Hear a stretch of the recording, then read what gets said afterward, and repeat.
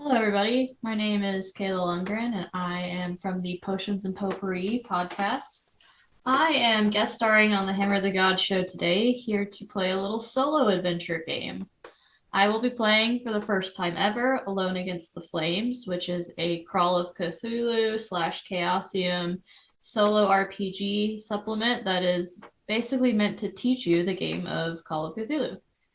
So, I am just going to run this adventure by myself. I've never played Call of Cthulhu before, by the way, so this is a totally introductory thing for me.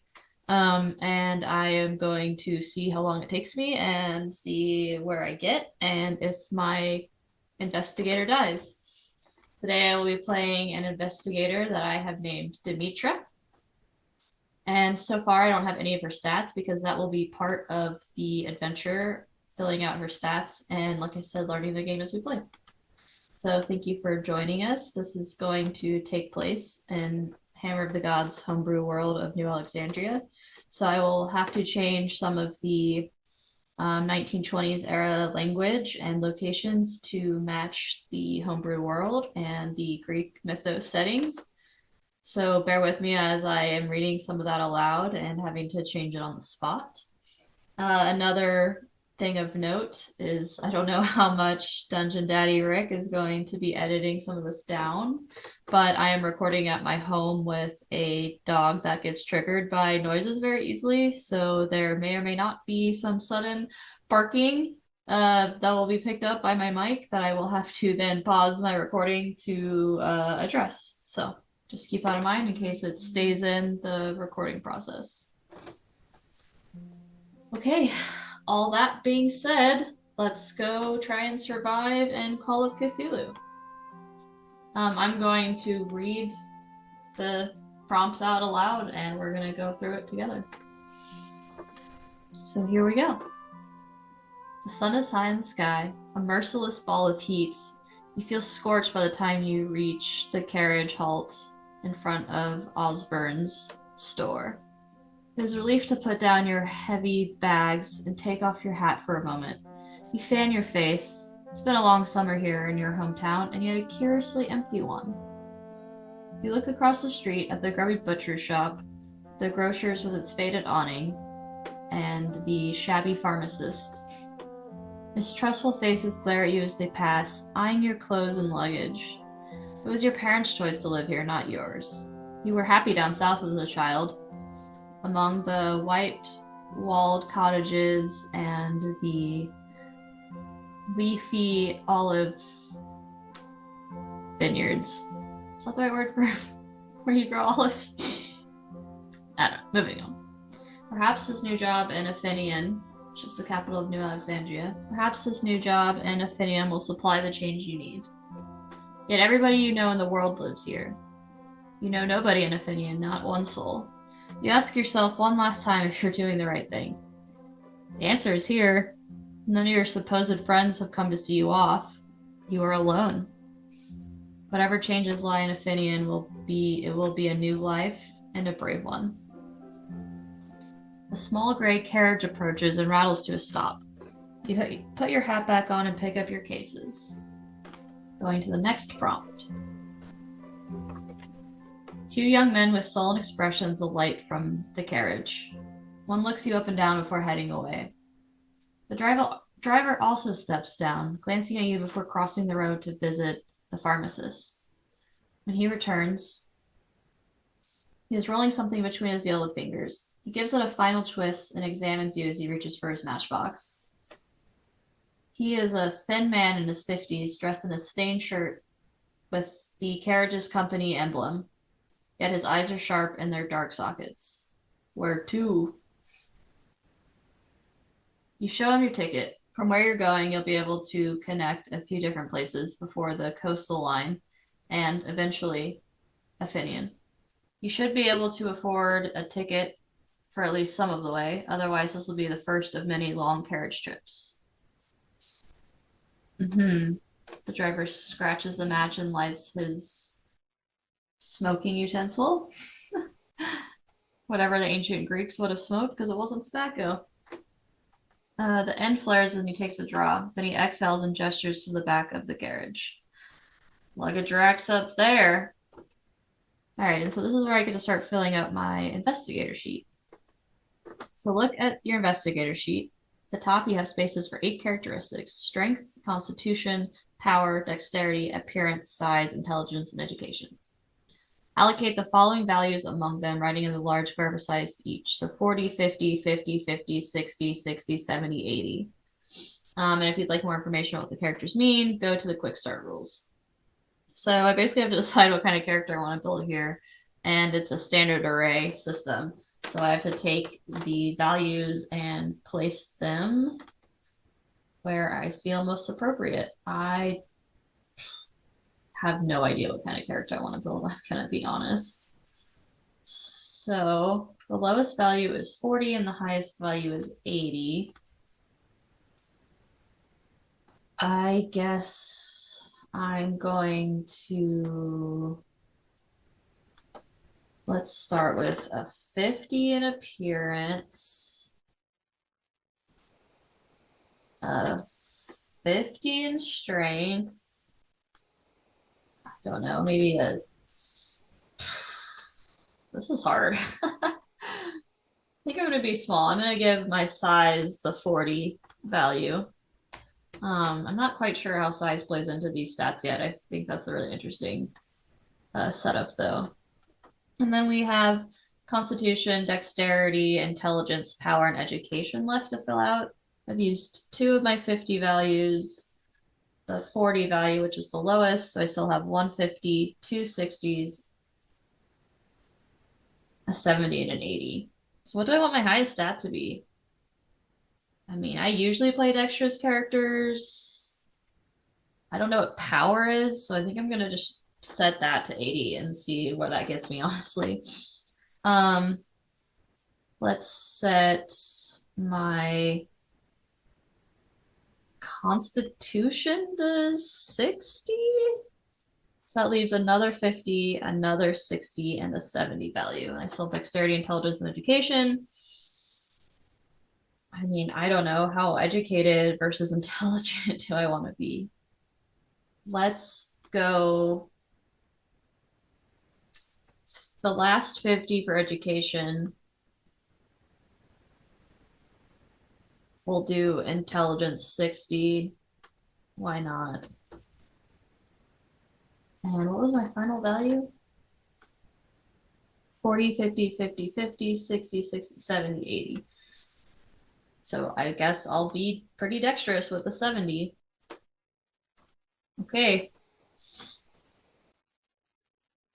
When you have done that, go to page 8. What's really cool about the interactive PDF, which I downloaded for free off of DriveThruRPG, you can also get it off of Chaosium, I'm pretty sure. The interactive PDF for this system is that you can just click on the page. So instead of having to flip through all the pages in a manual book, it'll just jump to the section that you need to go to. So we're going to the next section. The driver smokes and watches as you drag your bags to the back of the carriage. The rack is set and conveniently high on the vehicle. You get a grip on the heavier bag. So if your size is 40, go to page 23. And if your size is higher than that, go to 38. I did set my size to 40. Okay, we're going to 23. I guess I'm just a little gal. You struggle for a few seconds before the driver comes up beside you and lends a hand, still puffing on his smoke. Heavy bags for a smallin', he remarks. You judge it best to respond with the simple things. Go to page 233. The driver flicks his smoke into the gutter and steps into the carriage. It comes to life. You board, grateful that you will be the only passenger for the initial part of your trip at least. With mixed emotions, you watch from the window as the tired avenues of your old home slip behind you, receding into the distance. For a few minutes, you can still see the spire over the brow of a low hill. Then the road dips, and it too is gone. Athenian is your new home. You will travel there and make a new start. Okay, and then another prompt about filling out my character sheet. So you will see two smaller boxes to the right of each characteristic value. Have each value rounding down and write the result in the upper right box. Oh my god. Okay, also divide each value by 5, again rounding down, and write the result in the lower right box. We will use these numbers later. If you're using the interactive PDF version of the investigator sheet, it does all the math for you. Oh, that's really cool. And I wish I would have gotten that. In the strip below, you'll see tracks that record sanity and magic points. Beginning sanity is equal to your original power, and beginning magic points are the same as the value you've just assigned for power divided by 5. Okay, so we have to do a little bit of math. I wish I would have used this interactive PDF sheet instead. So have each value rounding down and write the result in the upper box. Okay, this is going to take me a minute. So 25, 30, 20, 35,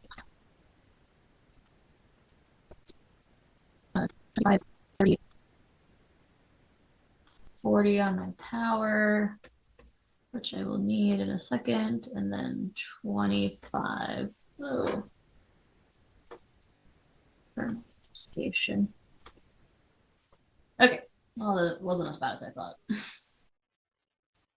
Okay, now I have to attribute some of these to some of my other things.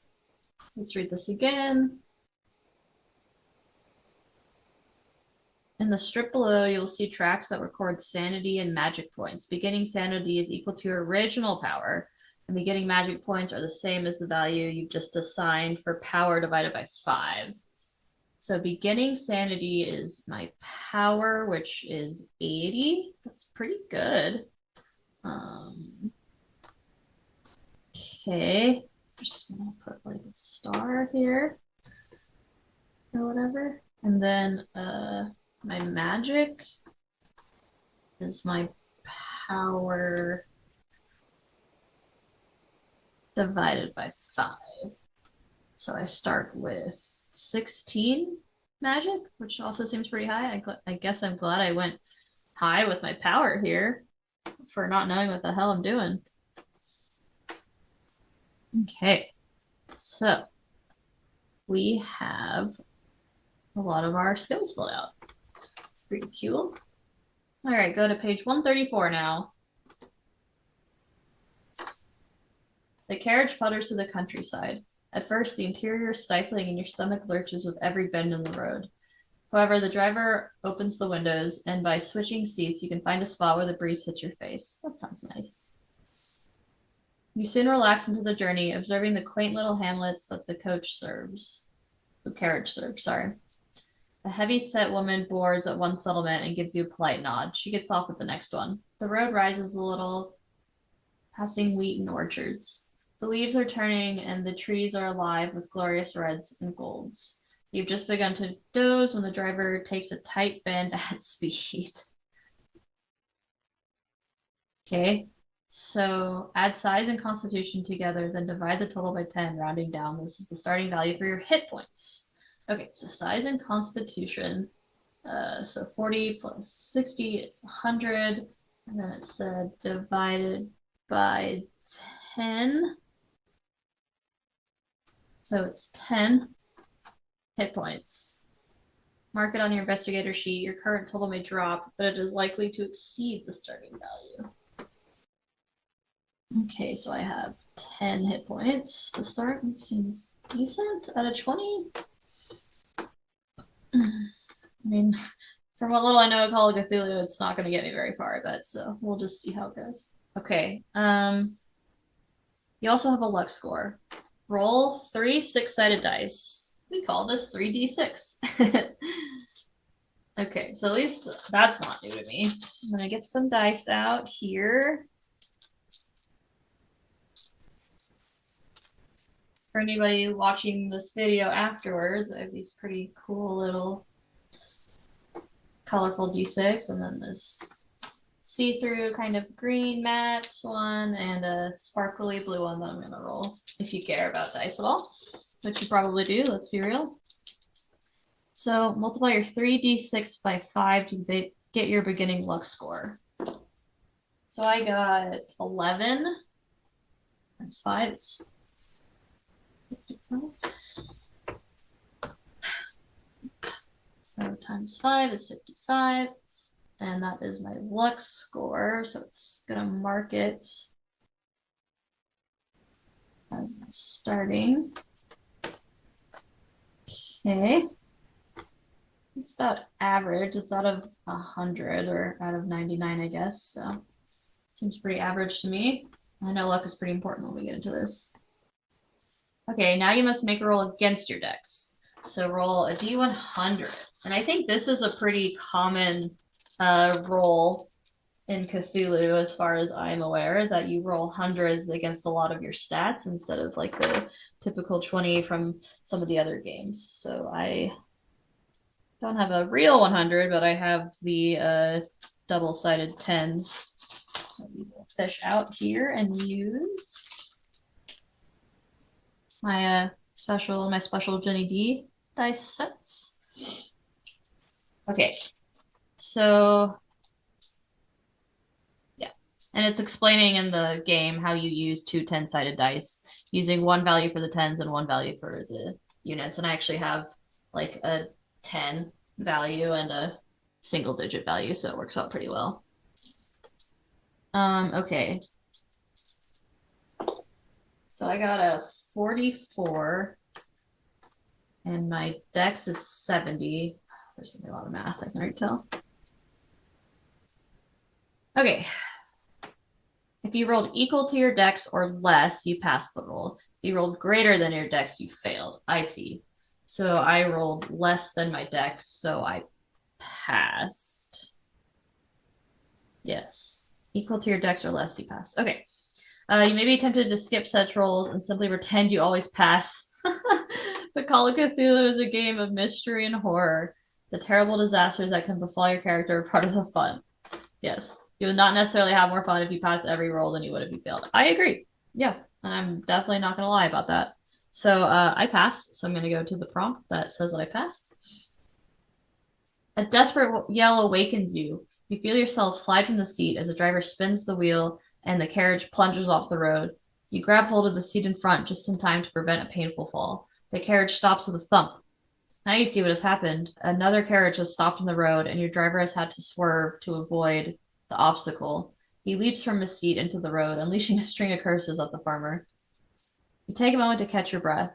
Perhaps you should offer assistance. But the driver has already returned. He backs the coach up a little and threads it around the carriage, glaring at the farmer. Or maybe it's just a cart. I feel like a farmer wouldn't actually have a carriage.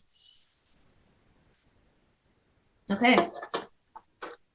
You resume your journey. The driver takes the curve with more caution than before. He glances over his shoulder at you a couple of times. Sorry about before, he says. That fellow was dumber than a hog. I'm Silas. What's your name? The accident was at least as much as Silas's fault as the farmer's. But it doesn't seem shrewd to antagonize the man while he is driving you through the middle of nowhere. Make up a name for your character and record it on your investigator sheet. You may add your age. For the purposes of this adventure, your character should probably age between 23 and 36. Yeah, so I already picked a name. I guess I didn't realize I had to do it at this time, but I'm kind of glad of that because I would have panicked. So I am going by the name Demetra. I guess as far as age, we'll just do my real age, which is 31 almost. So she will be 31. Okay. She'll use she, her pronouns as well. The carriage turns onto a narrow road which weaves uphill through woodland. Silas becomes chatty. Going to Athenian, eh? Can't say I ever heard of the place. Went to another one of the cities once. Didn't like it. Too much hustle and bustle. You got family there? Special someone waiting? The afternoon is wearing on. You see no harm in confiding in Silas about your new life. A job, eh? What's your line? Choose an occupation for your character from one of the following options. Oh boy. Okay, I have no frame of reference for this. I have the quick start guide open, so I guess I could kind of browse the occupations. This is actually not as helpful as I thought. But I guess I'll just choose from this list. So an antiquarian, doctor of medicine, a journalist, a private investigator, or a professor. Let's see. I don't think I want to be a doctor. I mean, I guess I do have, well, I have pretty average intelligence. I'm dexterous and powerful. So, what would be a good job to be dexterous and powerful?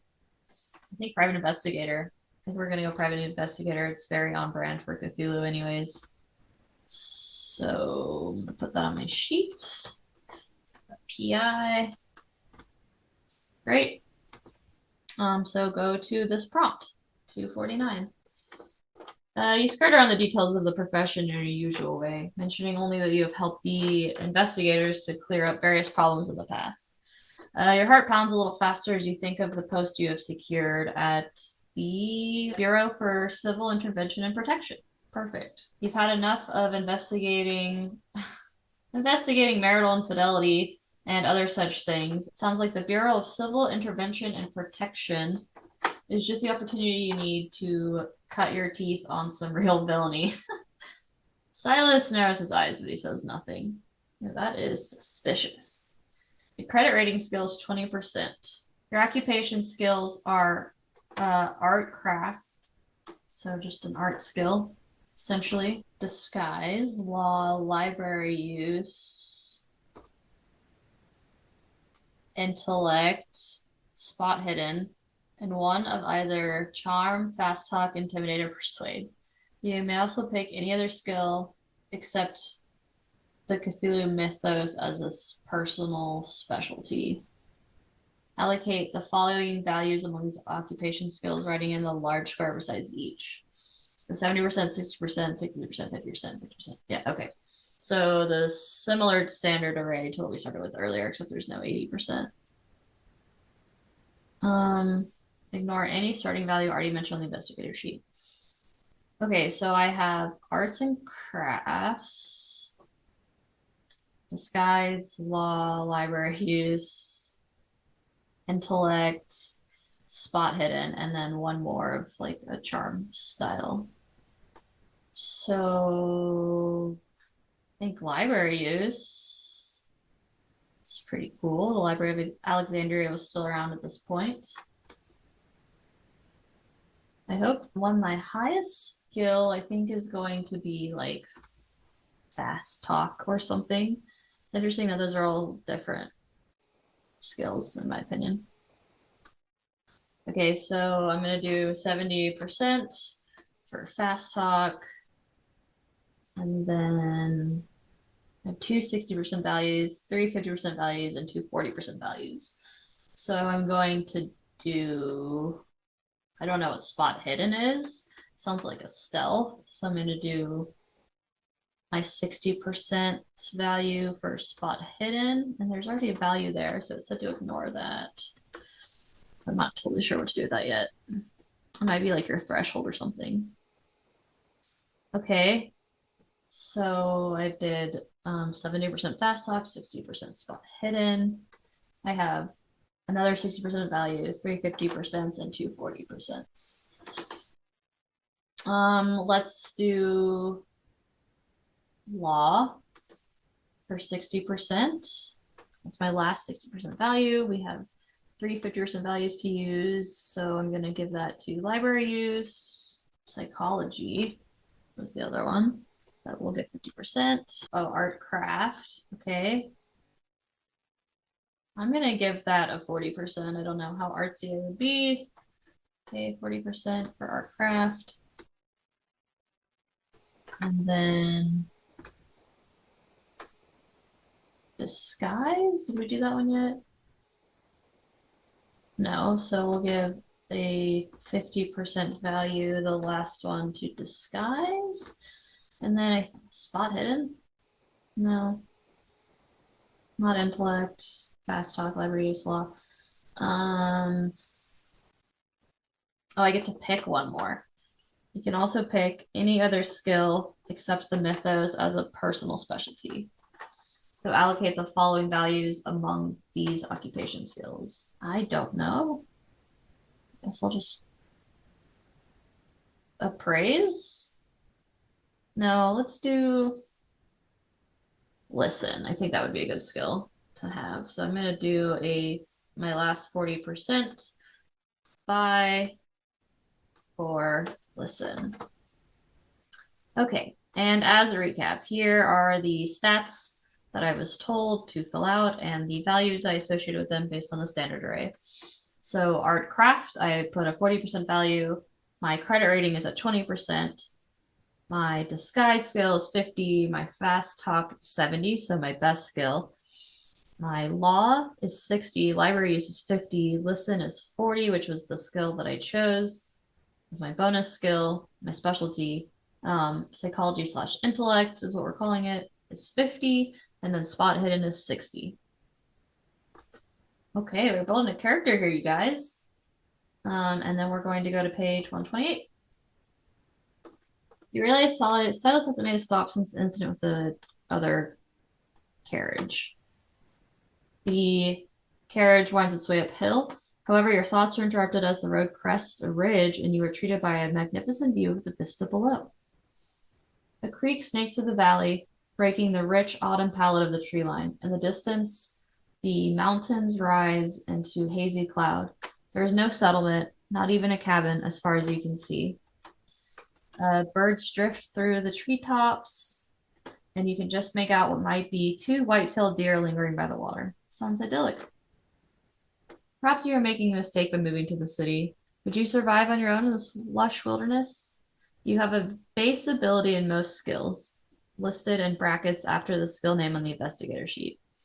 For instance, you have 20% in climb and a base dodge equal to half your dex. Choose 4 skills which are not your occupation skills.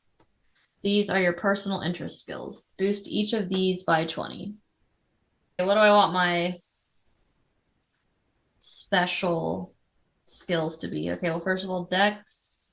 Half of my dex is 35, which is my dodge skill.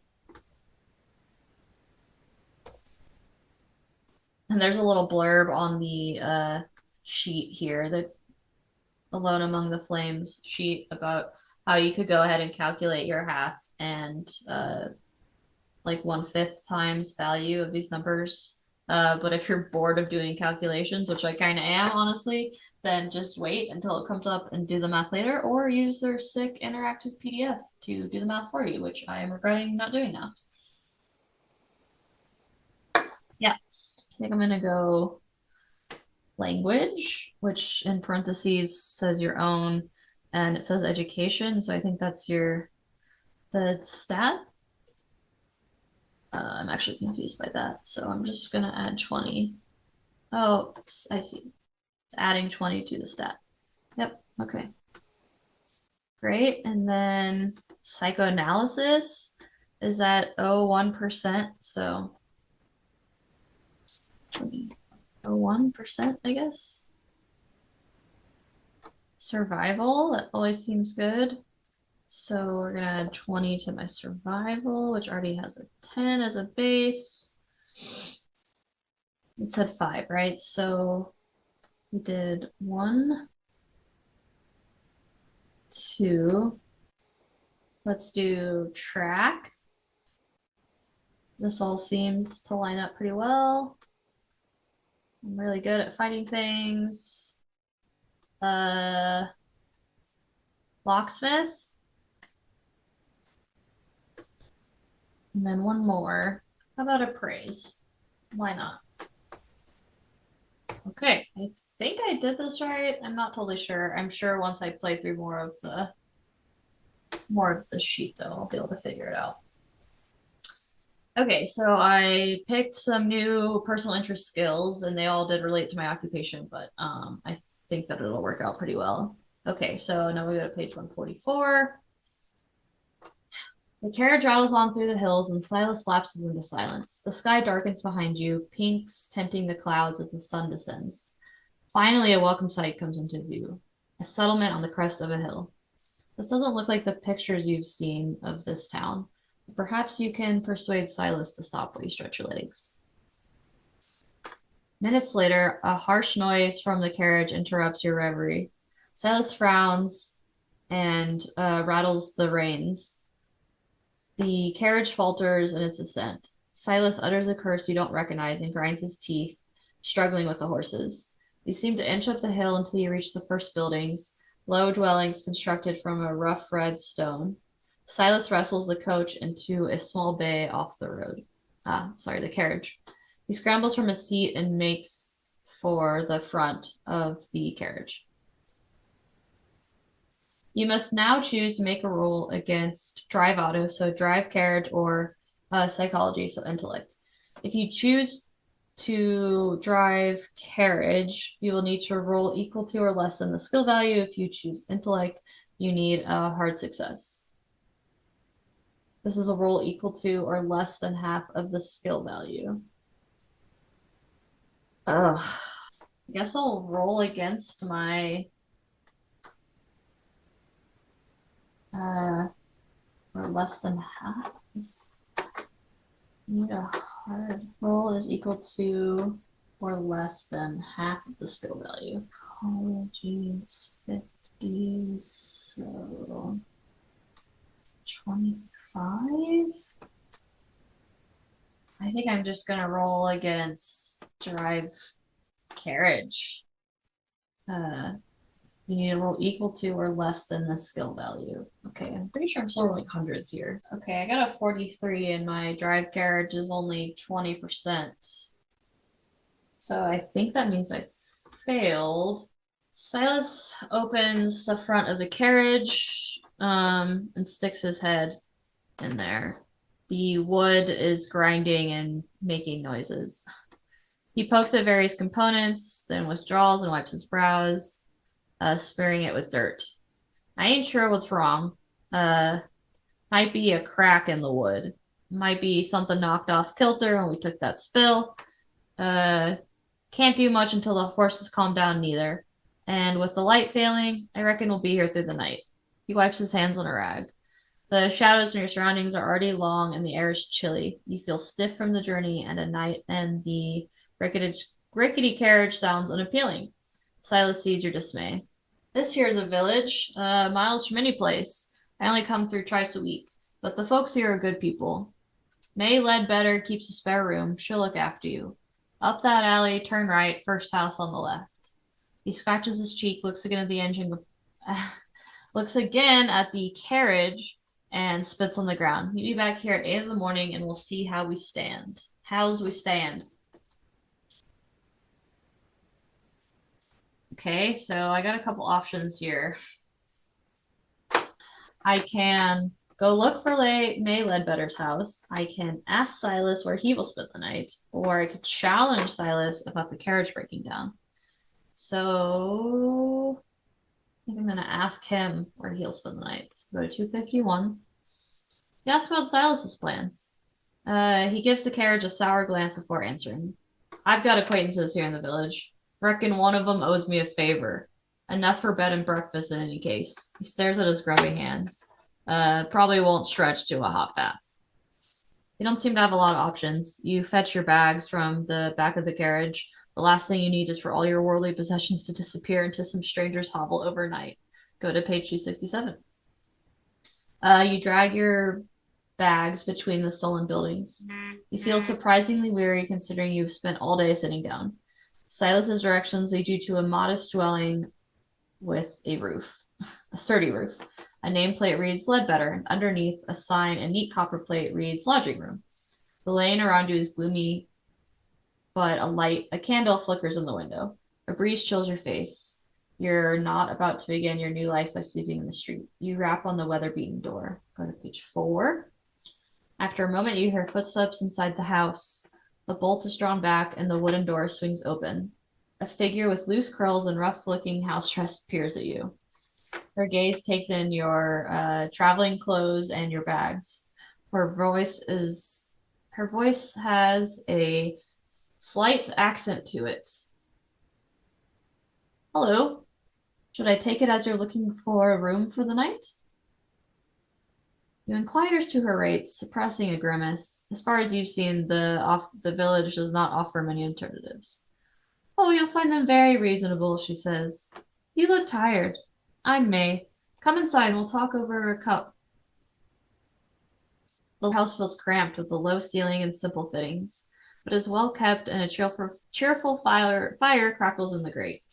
The aroma of tea is soothing and the cup warms your fingers. Have you come to the village for the festival? Asks May. To explain what happened with Silas and the coach, go to 14. To ask about the festival, go to 21. I am going to talk about the coach because that's the carriage, because that seems a little suspicious, in my opinion. So I inquire about the carriage. May shakes her head, and you glimpse a moment of deep-seated anger in her green eyes. He always drives too fast, thinks the road is made for him and him alone. He hit a mare some years back with that terrible thing. You should have seen the state of the carriage. You'd be surprised at the damage done. She sips her tea and gazes past you into the corner of the room. With living here, though, we can't afford to antagonize the man.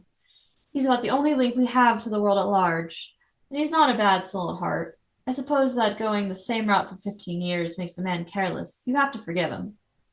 May goes silent for a long time, then her eyes flick back to you. But you didn't come here to listen to me blather. You must be hungry. I can rustle you up a bit of stew. How would that be? You ask again about our rates, and May names a price so low you accept it without hesitation. The room is small but comfortable, and the stew dark and hearty. After dinner, you have a couple hours before your usual bedtime. So I can either talk to May some more, I can walk around outside and get my bearings, or I can turn in for a fairly early night. I think I'm going to walk around a little. So May's brow creases when you announce your intention to take a stroll.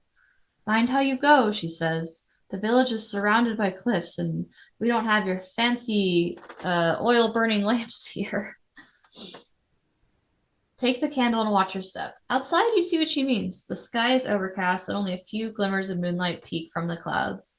Without the heavy lantern, without the heavy candle, you would be walking in near total darkness. You cannot hope to get an overview of the village tonight.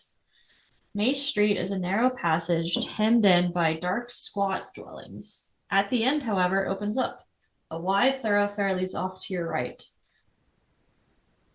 A crude sign names the street. To the left, a few yards away, your light picks out the crooked post of a simple fence, and beyond that, the ground drops away into darkness.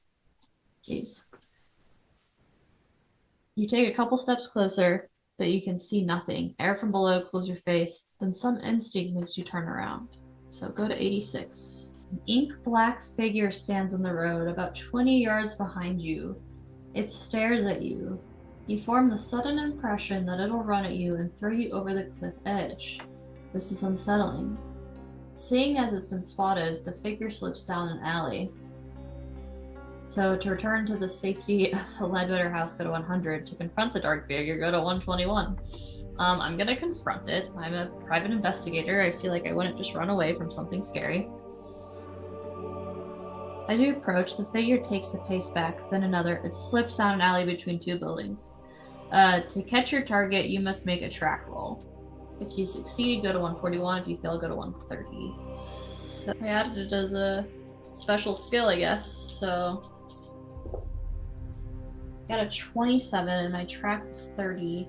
I need to just double check on the rolls. So a regular task requires a roll of equal to or less than your skill value. Okay, so I passed. The figure moves fast with almost silent steps, but your instincts keep you on its tail. It slips through a dusty courtyard, veering off between some fences. You close in as it darts around a corner. A breeze warns you that you're close to a cliff edge. The flickering light from your candle picks out its grassy lip as you charge in pursuit. You slow your pace, watching for unexpected voids beneath you. The watcher pulls further away, but rather than darting back into the maze of streets, it makes for the cliff edge. You close in. The dark figure swings its head and stares at you once more. You receive a brief, uneasy impression of something wrong with its face. Then it leaps over the cliff edge. Your mouth drops open. You approach the edge, candle swinging in the wind. Dim light plays on the rock surface beneath you. Did you frighten somebody into suicide? Your gut says not. You cannot explain what just happened. Okay. Make a sanity roll. If you fail, lose 1d2 sanity points. Oh man, I don't even have a d2. You can roll this with any ordinary 6-sided dice. I see. 1, 2, or 3 means you lose. 4, 5, or 6. Oh, 1, 2, or 3 means you lose 1 point, and 4, 5, or 6 means you lose 2 points. Okay, my first sanity roll of the game. If you roll over your current sanity, you lose points. If you roll under, you will lose less or none. So we make a percentile roll against the investigator's current sanity. If you roll over your current sanity, you lose a greater amount of points. If you roll under, you lose less or none. Okay, so I think this is just a basic version of that. So my sanity is 80, so I have to roll below 80. So I rolled a 40, 40. So that's definitely under my 80, so I pass. If you fail, you lose 1d2. Okay, so I passed. You find your way back to the Ledbetter house, the candle trembling in your grasp. If May notices your unease, she says nothing. You feel wary. Go to page 63. As May stands, you hear a clunk behind you. You look over your shoulder, but all you can see is a wooden door securely closed. May tuts, the young lady of the house. She'll have been listening to us. Ruth, come and greet our guests. There's a short pause, and then the door creaks open. Two wide eyes peer at you from the gap between tousled hair and a rough nightgown. What do you say? The eyes blink. Pleased to meet you. Now go back to bed. The door closes again. My daughter, Ruth. 10 years this summer. She's a delight and a torment all in one. But don't worry, she sleeps in with me. She'll not disturb you. Good night now. You retire to your room. It's a little chilly, but you are too tired to worry about lighting the fire. The sheets are clean and the bed soon warms up. The silence outside is strange after living in town for so long, but soon you drop off. Okay, going to page 154. You dream of fire in the grate, coruscating colors shimmering through the dancing tongues of flame. At first they are tiny, almost microscopic, but they grow and grow until a kaleidoscope infernal spills from the fireplace, spreading across the floor, up the sheets. You wake with a start. Daylight glints through the curtains. You get up and examine the grate, blinking the sleep from your eyes. It is quite cold. If you've taken any damage, you may heal 1 hit point back from your night's sleep. Oh god, what would we have taken damage from? I didn't take any damage. Okay. Go to 166. May seems to have no fresh water, but has no running water, but has supplied some in the ceramic jug. You freshen up at the washstand and go in. She cooks a hearty breakfast and leaves you in peace to eat. At about 7:30, you are paid up, packed, and ready to go. You bid May goodbye, and she wishes you the best for your new career in Athenian. If you succeeded at a skill roll last night and wish to investigate the results further, go to 178. I think I did, and I think I do. You retrace your steps of last night. A few villagers watch with polite curiosity as you thread your way along the northern cliffs, bags in tow. In time, you think you have found the spot. Heart thudding in your chest, you peer over the edge. Nothing. With the benefit of daylight, you see the cliff is not the bottomless drop you imagined. It leads to a shelf some 20 yards below. It could still be a lethal tumble, but you see no body, no blood. Okay, make a spot hidden roll.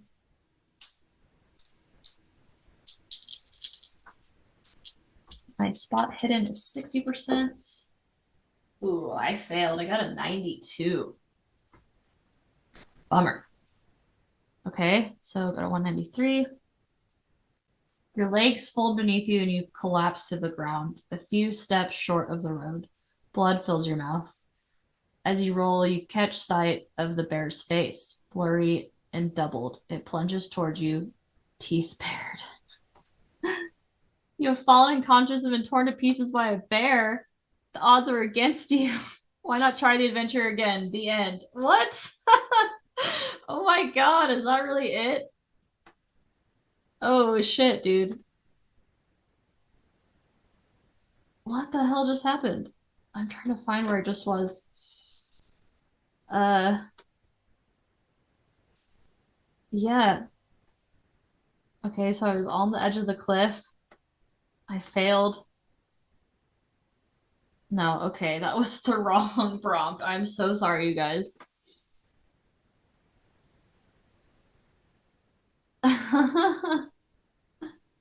Okay, that was a little ridiculous. Well, sorry if that was a spoiler for anybody. That didn't happen. Wrong prompt. No bear on the edge of the cliff for any reason. I thought that was a little crazy, but okay. Backtrack a little bit. So I was looking over the edge of the cliff and I saw the shelf below. So here's the new prompt.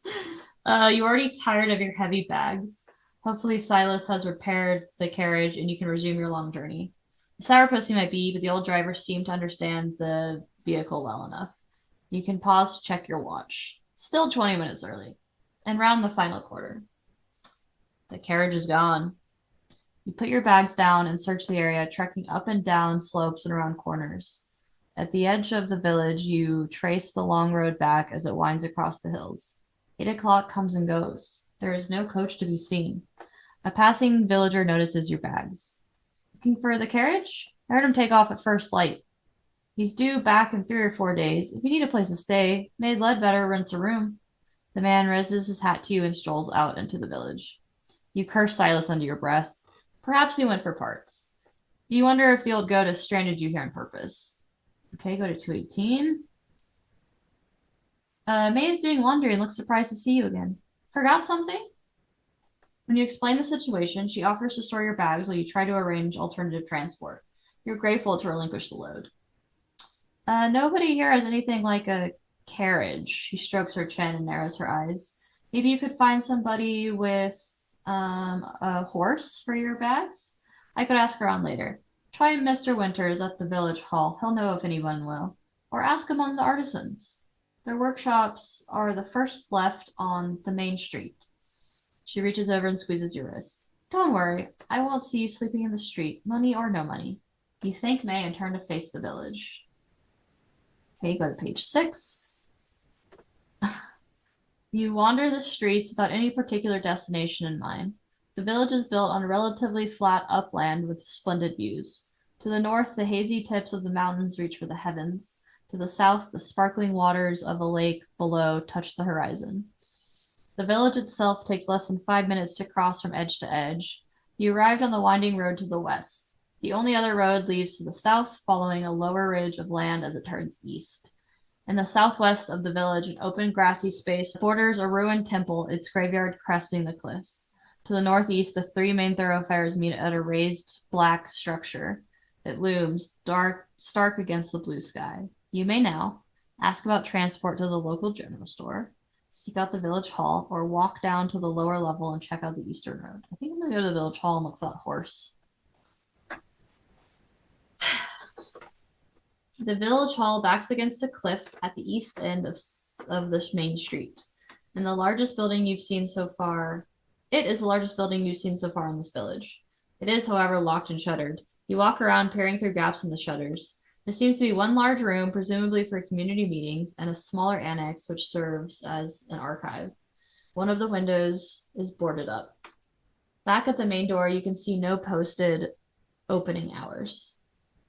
Mr. Winters doesn't open up mornings this time of year, says a gray-garbed woman passing by. Let's come back this afternoon.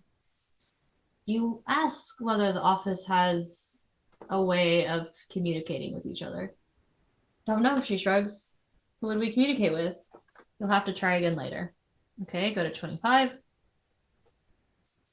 You're beginning to get your bearings in the village. Would you like to explore some more? You may choose another option from these below. Do not repeat a previous choice. Once you have tried 4 options, or before that, go to page 3. So ask about transport to the local general store. So you got the village hall, where you did that. Walk down the lower level and check out the eastern road. Examine this large structure. Explore the temple. I think we're going to explore the large structure.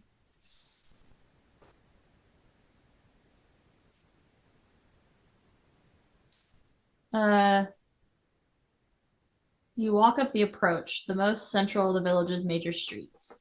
It points directly at the odd structure. As you emerge from the shade of the nearby buildings, you are greeted by a magnificent panorama spread from the north to the southeast. The last colors of fall tint the hills in a sleepy gold. The structure, by contrast, is made from uncompromising material, singed black. It supports an immense curved platform at the level of your head. Further struts snake up to a central point. It looks like they may have been some kind of sculpture at one time, but are now twisted beyond recognition. An older gentleman passes, looking up at you with rheumy eyes. Are you here for the festival? He asked. That's the beacon. When they light it night after night, you'll be able to see it 10 miles away. He gives a little nod of satisfaction, then moves on, leaning on his walking stick. Now you notice bundles of wood tied and stacked against the buildings nearby. Perhaps this festival will be an interesting diversion. But you really must head to Athenian as soon as possible. Make a spot hidden roll if you go to 69. Otherwise, go to 25. Okay, what was my spot hidden again? 60. Oh, I got a 60. Does that mean I pass? I think so. Yeah, equal to or less than the value. Okay, so I just barely passed. As you walk away from the structure, you notice something strange about the construction of this village.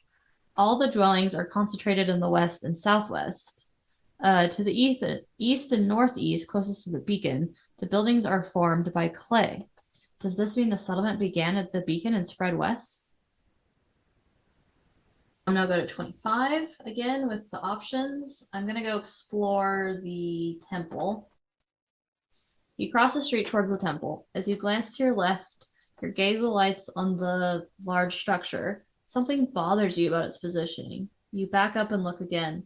Yes, the village's central thoroughfare points directly at the structure. This seems too precise to be a coincidence.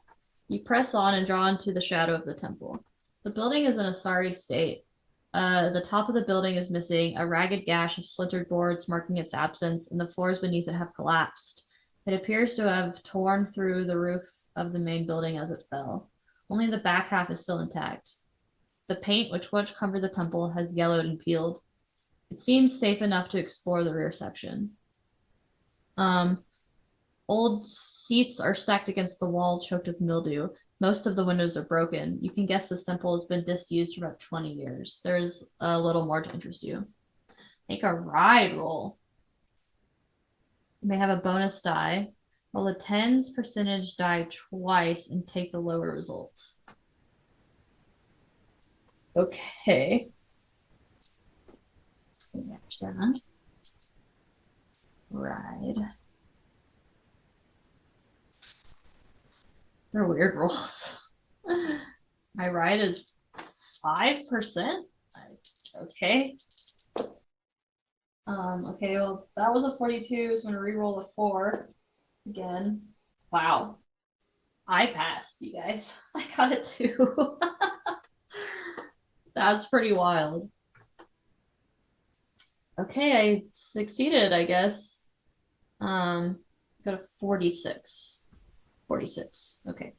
The interior smells of earth and decay, but you catch an additional distinctive whiff about the place, the scent of horses. You search around in a dark corner, find both the remnant of a hoof mark and some dried droppings. This ruined temple was used as a stable, and quite recently. But where are the horses now? Okay. And so we're back to the prompt about doing some options. I've done 3, so I'm going to do one more. Look for local people with their own transport needs. I think I'm going to go ask about transport at the local general store. The general store is on a corner beside the main road just before it plunges to the south. The shopkeeper is a brisk, immense lady with a starched apron and strong shoulders. She looks hard at your unfamiliar face. Transport? There's a carriage that comes through twice a week. Missed it. Carriage brings in my supplies every second Tuesday, but he's not due till next week. She shrugs. It seems the village is content to keep its distance from the outside world. You have enough money to buy 1 or 2 inexpensive everyday items here. Note them down in your investigator sheet.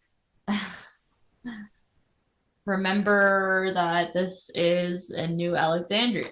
The shop stocks no weapons except a dusty hunting knife, which you may purchase if you want.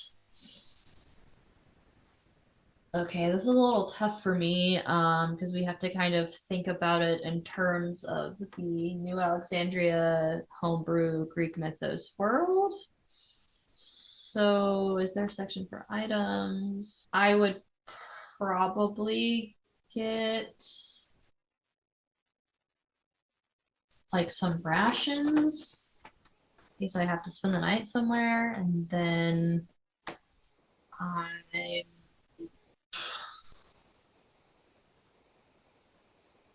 what would I also need from this place?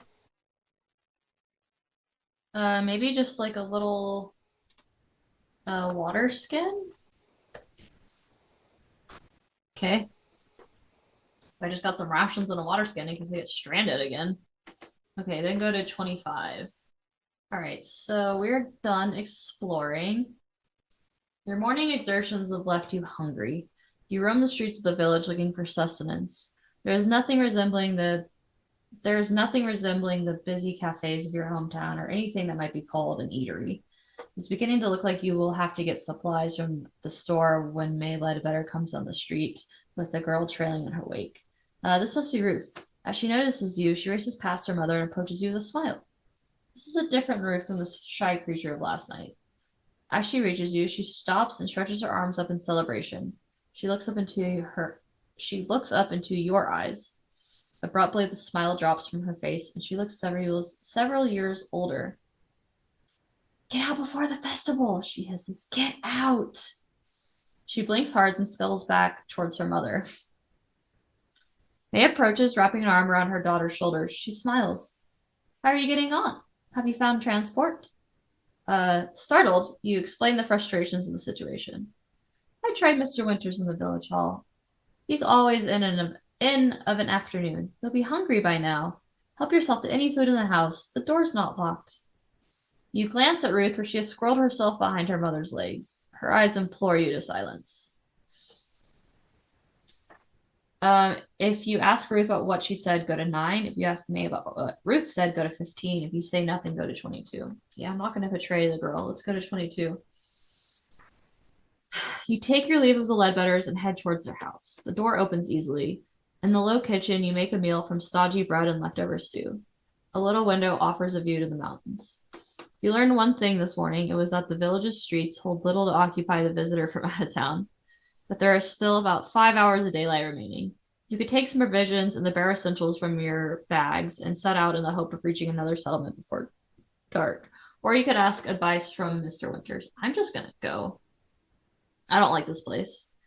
We already went to the hall and he wasn't there. I know he's not going to be in there till later, but I'm just going to be out of here. So go to 28. You take money, water, and some sandwiches. It seems polite to leave May Ledbetter a scroll explaining the situation that you will return for your bags as soon as possible. Oh God, we're not taking your stuff. Okay, that's fine. The sky is flecked with cloud, but shows no sign of imminent rain. A couple of villagers watch as you descend on the southern road and follow it around to the east. The black structure looms on the promontory above. You shiver as you pass the lower huts and head out of the village. After the miserable enclosed streets of the village, you are refreshed by the open air and a sense of progress. An hour later, however, the empty road ceases to be a novelty. You have just entered the first patch of woodland when you hear an eerie, lilting howl from the north. So we're going to make a natural world roll. I do not have a skill in that. It's a 10% base. I definitely failed with a 39. Yeah, I'm not an outdoor person very much. Okay, if you fail, go to 41. Again, these aren't linked. Some of the options to click on aren't linked. Okay, you hesitate. You've grown up in the familiar landscape of the town. Wild animals are a little outside your experience. Is it unwise to head into the unknown by yourself? Nah. To press on, go to 54. Yeah.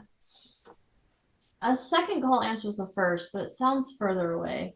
You follow the road through the woodland. Branches lean over the road. The foliage is quite beautiful, from gold to russet and a deep, rich red. Fallen leaves crunch beneath your feet. About half an hour, you emerge from the trees.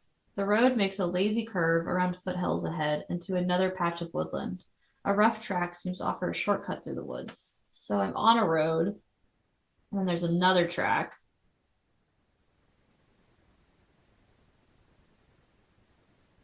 I think I'm going to stick to the road. So I'll go to 103. There's no guarantee that the track leads back to the road you were following. Better to stay on course, even if it takes longer. Yeah. But you are uncomfortably aware of the sun setting behind you as you walk on. 15 minutes later, you are passing a natural clearing when you catch movement out of the corner of your eye. About 30 yards away, something large lingers at a trunk. It is about your height and black with small rounded ears. As you watch, it rears up on its hind legs. A bear! It seems most interested in the fruit hanging above it. Okay, well, hopefully we don't have happen what we had happen a minute ago, but if you want a closer look at the bear, go to 110. No. If you remain motionless, go to 116. If you make a deliberate slow retreat, go to 122. I'm going to remain motionless. You keep your breath shallow and watch the creature. It pauses and looks around the clearing. Make a luck roll. Oh God. Okay, here we go. I've got decent luck. I've got like about a 50% chance for my luck here, so. Okay, I passed. I got a 34 and my luck is 55. Thank God. Okay, so if you succeed, go to 136. The bear plunges its claws into the trunk and scales the tree with surprising agility. It steadies itself on a fork and proceeds to tear fruit from the branches, cramming the dark morsels, plums, into its mouth. You watch for perhaps 10 minutes until the animal seems to tire of eating and drops from the tree to the ground. It looks around the clearing and yawns before heading off into the forest, its rump swinging. Watching the bear has been an educational experience. You may permanently add 1 skill point from your natural world skill. Go to 79. I learned about bears, though. It's pretty cool. You return to the road and resume your walk east. At least you hope you're still heading east. The curves of the road become disorienting when the lights begin to fade. Clouds hide the stars. It seems you have not reached another settlement before dark, and you feel weariness in your legs. The air is much cooler now. Make a hard listen roll. Okay, so this is a specific type of roll.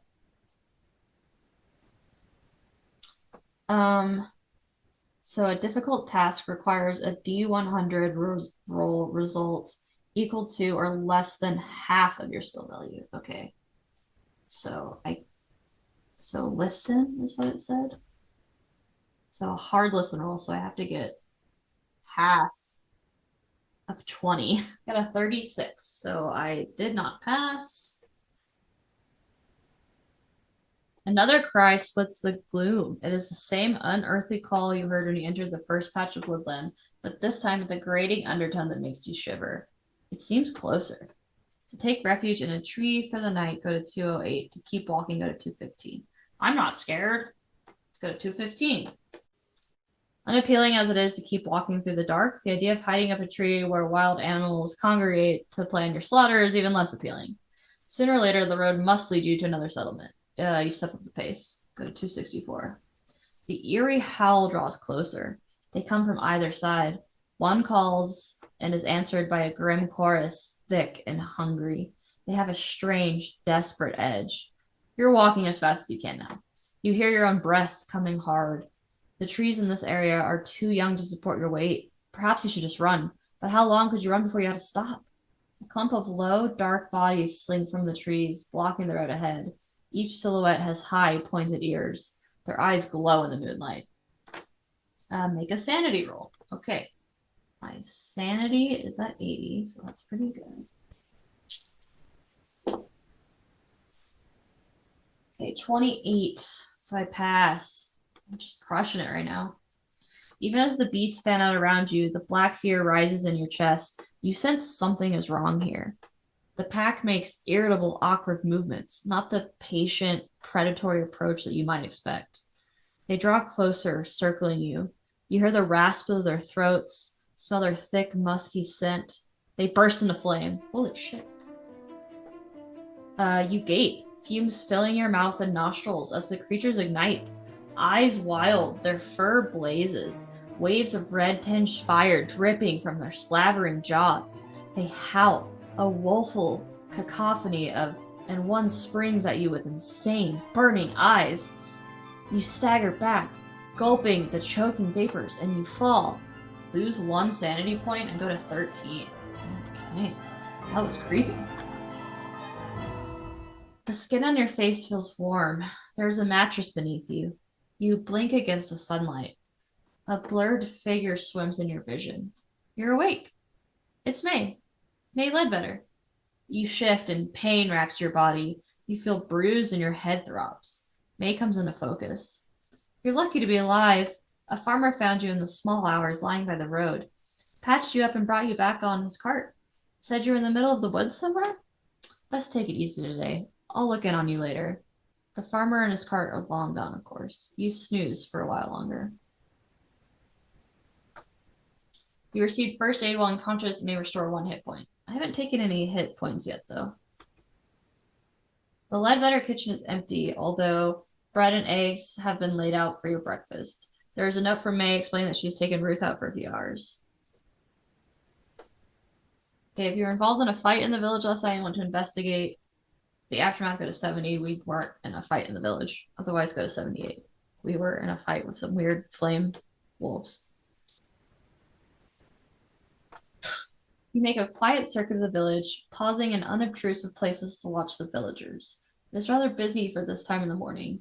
Yawning locals stream back and forward along the roads, carrying bundles of split logs, the site of what you've heard referred to as the beacon. You see 2 figures already up in its superstructure arranging the wood. The festival bonfire will be the most impressive. Do you intend to stay to see it? You suspect by now that something is amiss here. While the villagers are distracted, you may do some illicit investigation, or you may simply leave town without looking back. So I can search May Ledbetter's bedroom. I can go to the village hall. I can take a closer look at the artisan's courtyard. I can spy on the activity of the beacon, or I can slip down the east road and flee for good. I'm going to search May Ledbetter's room because her daughter was suspicious. Despite her hospitality, you do not trust May Ledbetter. You return to her house quite openly. Where else would you go? Inside, the dwelling is still empty. You rap on the bedroom door and wait. Silence. You ease it open. The Ledbetter bedroom is in marked contrast to your own neat space. Dirty clothes are piled about the floor. On a rough quilt lies scrolls and cheap reading materials. You notice a raggedy old doll discarded on the side of the bed. Make a spot hidden roll. I failed my spot hidden roll. It's a 70 out of 60. We fail, go to 89. It's right here. You go through the Ledbetter's drawers. The only item of interest you find is a wedding portrait. May's husband was a wiry man with a square chin. Despite the formality of the pose, you can sense the affection between them. You feel a pang of guilt at your intrusion. Also, May might return at any time. If you wish to push the spot hidden roll, make the roll again. If you succeed, go to 95. Okay. Yeah, we'll do it again. My spot hidden was 60, so. Ooh, that is a pass. You notice scrapes on the floorboard corresponding to the legs of the bed. With effort, you slide the bed away. There's a rug spread beneath it, and beneath the rug, a trap door. You ease it open. The dark space beneath is some kind of cellar? God, do I want to go into the cellar, you guys? Sure, let's go in. The daylight barely offers enough illumination to see, but a candle during daytime would be very suspicious. You squeeze beneath the floor and glance around. Your first impression is that May keeps her junk here, for there are many boxes of different sizes piled in untidy heaps. It takes a few seconds before you realize that they are all traveling bags or sacks. There are about 20 of them. The implication hits you hard, yet you maintain enough control to check the bag's tags. You count 8 or 9 different names before you stop. Scrambling back up to the bedroom, you close the trapdoor with trembling fingers, returning the bed to its place. Oh, that's suspicious. You feel a deepening unease about the village and this day in particular. Okay, so same thing. I get to attempt 3 options below. So let's go spy on the activity at the beacon. The northern side of the village is bustling, and you are unlikely to remain hidden there for long. You head in the direction of the temple and then move up the east side behind the houses. A drop looms on your right. One particular section of ground is quite narrow, and you have to hug the building for support. To proceed, compare your size to your dex. If your dex is higher, go to 42. Okay, so I'm pretty sure my dex is higher than my size. Yeah. Your dex is higher, go to 42.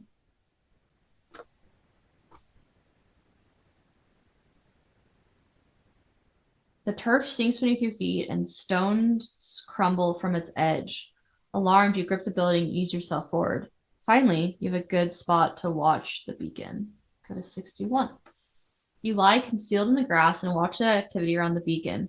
Villagers bring in yet more bundles of tinder and stack them in neat bundles. Another shift passes the bundles up to a pair of men standing on the raised platform of the beacon. They are constructing a triangular structure resembling a gigantic campfire. As you watch, you are struck by the manner of the laborers. This is their festival. You would expect a cheerful atmosphere and some lighthearted conversation. Yet the faces of some show resignation and attachment, others a naked dread. You watch for a good half hour before you slip away. Okay, and then one more option. We're gonna go alone to the village hall. Keeping away from the streets, you skirt the northern cliffs and approach the village hall from the rear. It is close to the beacon, and you would not be able to use the door unobserved. You check the windows.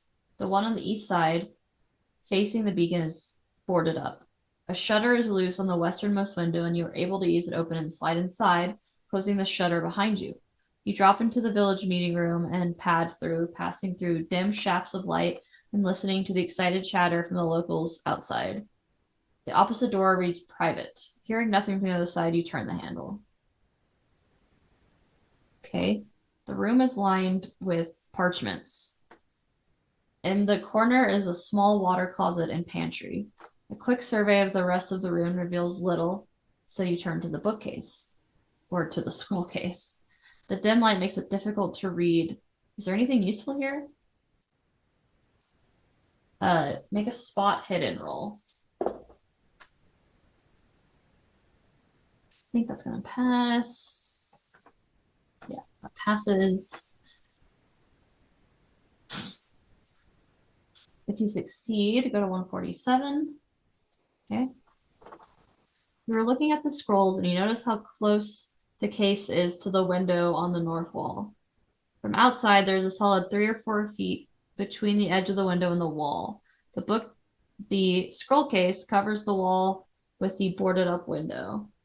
Further examination reveals an ingenious arrangement of slipcases physically attached to the shelves. When you pull out the left, an entire section of case swings out. The cloud of activity around the beacon seems to be building, and you flinch at every conversation that gets too close to the building's door. Yeah, let's investigate behind the case. You squint into the darkness behind the case. It is a smaller alcove, big enough for one person, and has a hidden shelf on either side. You cannot make out any titles in this light. To risk opening one of the cliffside windows a little, go to 165. To grab a few scrolls and leave, go to 159. I think I'm just going to grab some and leave. You slip from the building, clutching some of the more portable scrolls. In the shadows behind the artisan's courtyard, you examine them. To your disappointment, 2 or 3 are in a script unknown to you. Another appears to be an Egyptian symbols? Question mark. There is a spidery, handwritten copy of something named the Emerald Tablet. But perhaps the most intriguing is a small scroll of strange poetry bound in black, published in a later date. The cover is about ancient gods. You'll have to hide the larger volume so you can pocket the ancient gods book. Okay, well, it's going to take me about a week to read it, so for now, I'll go to page 120. Okay, so I think those were my 3 attempts of things to do. You're contemplating the next move when you see one villager, a bald man with a damaged ear, watching you intently. Some instinct makes you walk in the other direction. Then you see the others, ahead and to your sides, a wary teenager, an evil-eyed matron, and a man hefting a club. They're not staring as obviously as the first, but they keep you under watch, and they're closing in. You cannot hope to overcome four of them at once. To try and lose them amongst the buildings, go to 158. To run for it, go to 164. We're going to try and lose them. You dart down an alley, turn and head in a completely different direction. Running feet sound behind you. For the first time, you feel the city's cramped, chaotic streets work in your favor. Sorry, the village.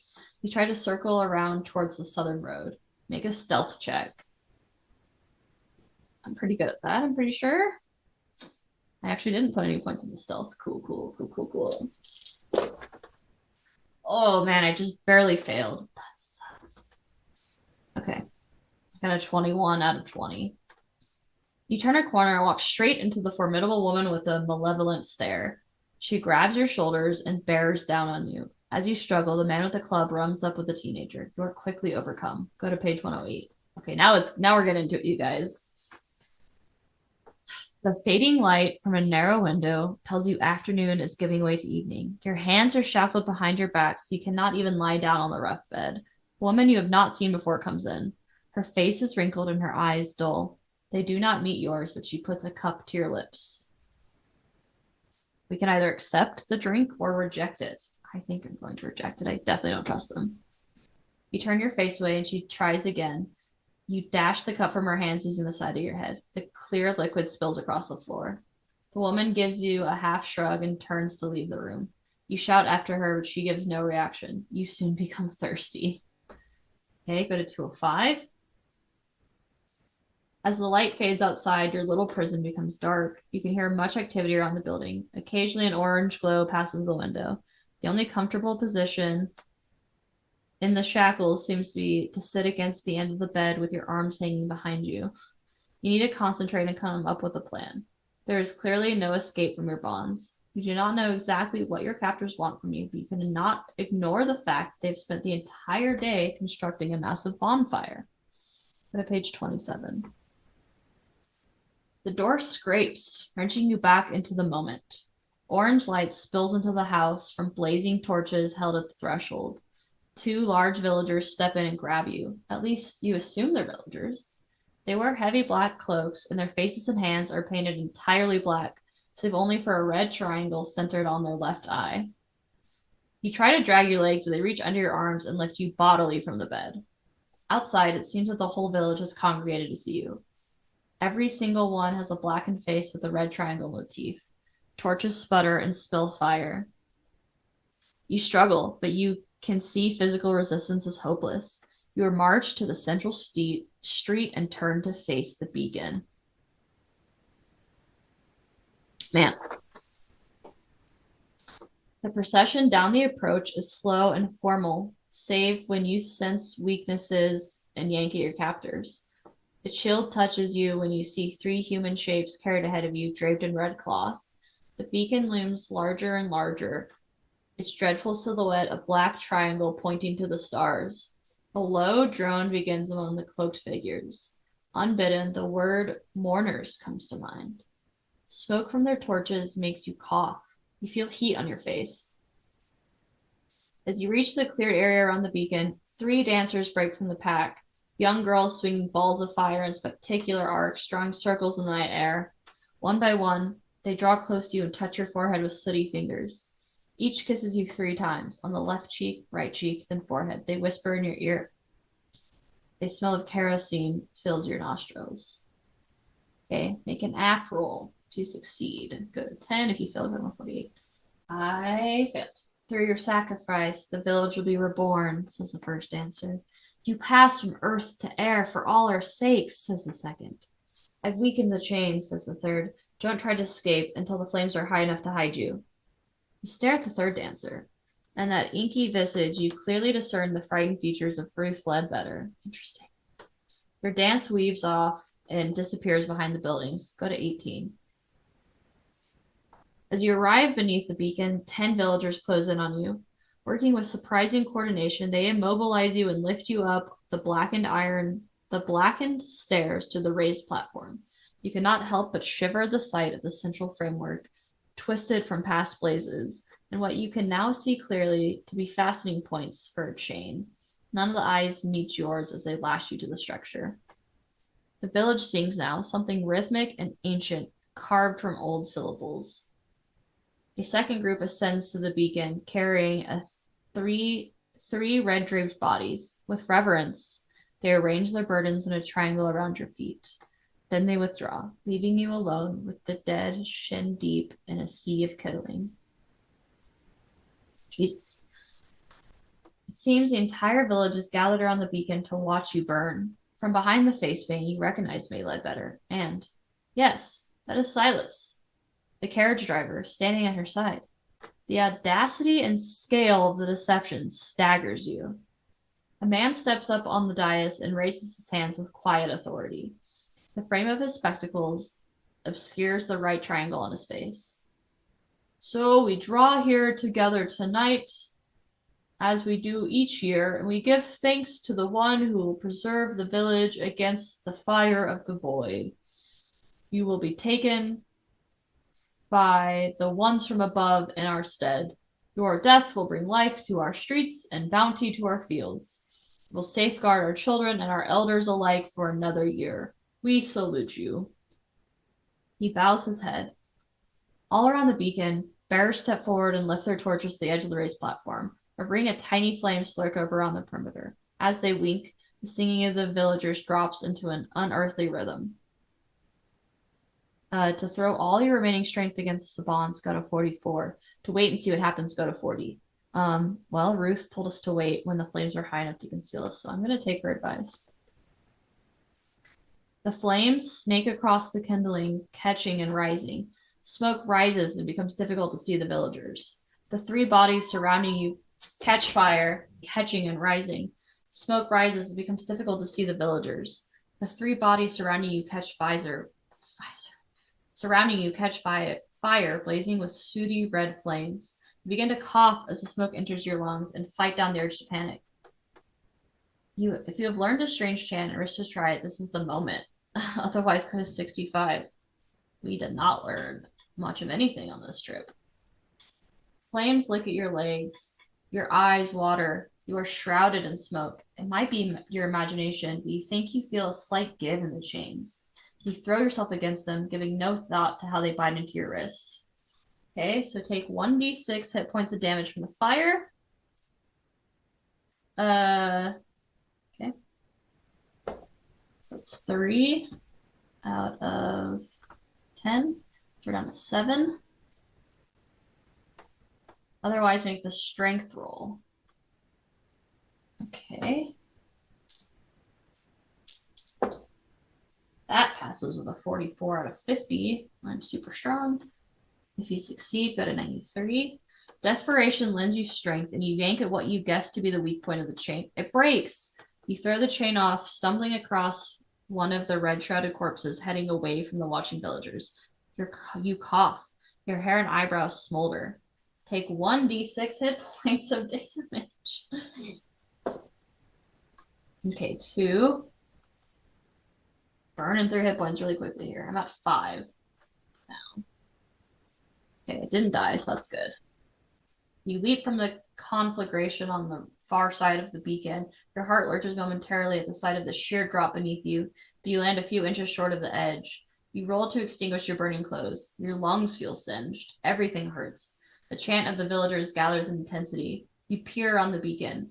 They don't seem to have noticed your absence amidst the billowing smoke. Most of them are staring to the sky. You crawl as rapidly as you can for the cover of the nearest building. With the villagers assembled at the beacon, the streets are empty and you are able to pad away from the blaze. You must get out of town before they finish. The chanting seems to accelerate as you round the corner of the southern road. Here, parked against the side of the general store, you have your first piece of luck since reaching Emberhead. A horse! You learn to ride one of these in your hometown. You settle into the saddle. Your burned flesh protests at the contact. To wait and observe the goings-on of the beacon, go to 168. To ride out of town immediately, go to 185. Yes, riding out of town immediately. This place sucks. It takes a moment to recapture the skill of riding the horse, but after the first turn to the east, there is a long downhill out of the village. You hear screams and crackles above you, but concentrate on balancing and working the reins in your weakened state. You've had too many hopes dashed in this abomination of a village. You keep your head down and ride away. 20 minutes later, with no signs of pursuit, you stop for a breather at the top of a hill. You can see the village rise in the distance. The entire village appears to be ablaze. The dark column of smoke above it will be visible for many miles, but if the village is as isolated as it seems, help is unlikely to arrive in time. You watch the place burn for 5 minutes. Then you mount the horse again and ride towards civilization and dawn. Congratulations! You have survived this adventure. You may keep your investigator sheet and use it in another Call of Cthulhu scenario. If you have check marked the small boxes like any skills, you will have a chance to improve them through experience. The end. That was really cool. Honestly, much better than I expected it to go. We had a little touch there where we thought we were going to get killed by a bear for no reason, and then we actually found the bear and didn't bother us, so that was lucky. There were a lot of prompts where I could have failed or taken more damage, and I could have died a lot sooner. I would have liked to do a little bit more investigating, I think, and like talking to people, but just for time's sake, I kind of pushed it along a little bit more. But that was really cool, and I found that really interesting. Yeah, so hopefully you liked my run through of Alone Among the Flames, which is a solo Call of Cthulhu adventure that we reskinned to fit into the Hammer of the Gods homebrew world of New Alexandria. Again, this has been Kayla Lundgren from the Potions and Potpourri Casual Chat D&D podcast. So thank you for tuning in, and be sure to check them and us out wherever you get your shows, and have a good day. Thanks.